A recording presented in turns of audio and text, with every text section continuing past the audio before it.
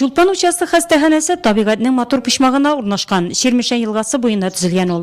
Заманында хастаханәдә балалар тудыру бүлеге дә булган. Салдакай авылында яшәүче Хаҗар апа Гатина 5 баласын да биредә тудырган. Шул елларны әле дә уңай яктан искә ала ул. Шуны хатлы асыл больниц бу. Бетермәсеннәр генә менә синде. Хәзердә менә бер сүз әйтергә юк мөмкин. Районга барып кирип булмый әле. Безнең участок Чулпан участок хастаханәсе 22 авылга хезмәт күрсәтә. Бу зур участок безнең элеккедән калган, инде элеккедән килгән 6557 кеше безнең участокта.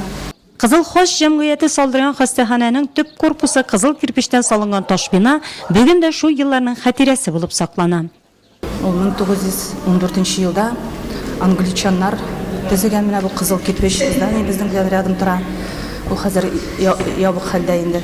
Ана кызыл крест безнең вакытта Елизавета II җитәкчелегендә Красный крест, общество Красного креста җитәкчелегендә эшләнелгән больница. Инде анда бик күп безнең данлыклы хирурглар, гинекологлар эшләгән больница инде бу. Озак еллар биредә эшләп чыккан медицина хезмәткәрләре үзләре хезмәт куйган елларны бүгенгедә хәтерлиләр. Танылган табибе озак еллар дәвамында хастаханәдә баш табиб вазифасын башкарган Ксения Березина исемен хөрмәт белән искә алалар. Мин эшкә тотындым Чулпан больницасына килеп 56 елны. 56 елдан 91 елга кадәр эшләп чыктым. Шул дәвердә, ул баштагы елларда инде бик халык күп иде. 600 бала гына иде. Койкаларыбыз вакытта 35-40 кеше килә иде. Коридорга да сала идек. Әлбәттә бу больница түгел иде, ул иске больница иде. Глав врач вакытта Ксения Ивановна Березина иде. Бик тәртип иде бездә. Бик шундый каты режим иде. Чулпан участок хастаханәсе бүген дә авыруларны кабул итә. Тирә-як авыллардан килеп үз сәламәтлекләрен ныгытучыларга 20 койка каралган. Көндезге стационарда дәваланучылар да бар. Авыруларны ультратавышлы тикшерү аппараты ярдәмендә карыйлар. Электрокардиограмма үткәрәләр.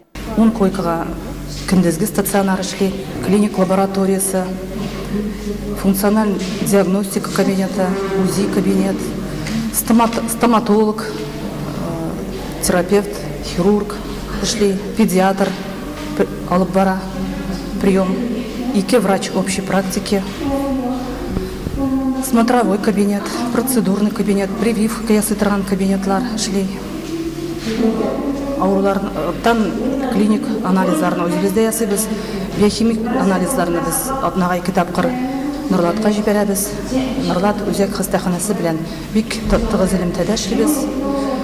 Узкий специалистларга Нурлатка йөртәбез. Үзебезнең скорый помощь машинасы бар. Аның белән стационардан ауруларны график буенча неврологка, окулистка, эндокринологка һәм башка узкий специалистларга консультациягә йөртәбез. Безнең больница гомер порядок инде, чисталык, бөтен персонал яхшы, врачлар әйбәт, бик яхшы каршы алалар, бөтен җирдән ашау ни дә бик яхшы. Баш табиб Дилбәр Шәяхмәтова белдергәнчә проблемалар да бар. Ул яшь белгечләрнең азлыгы.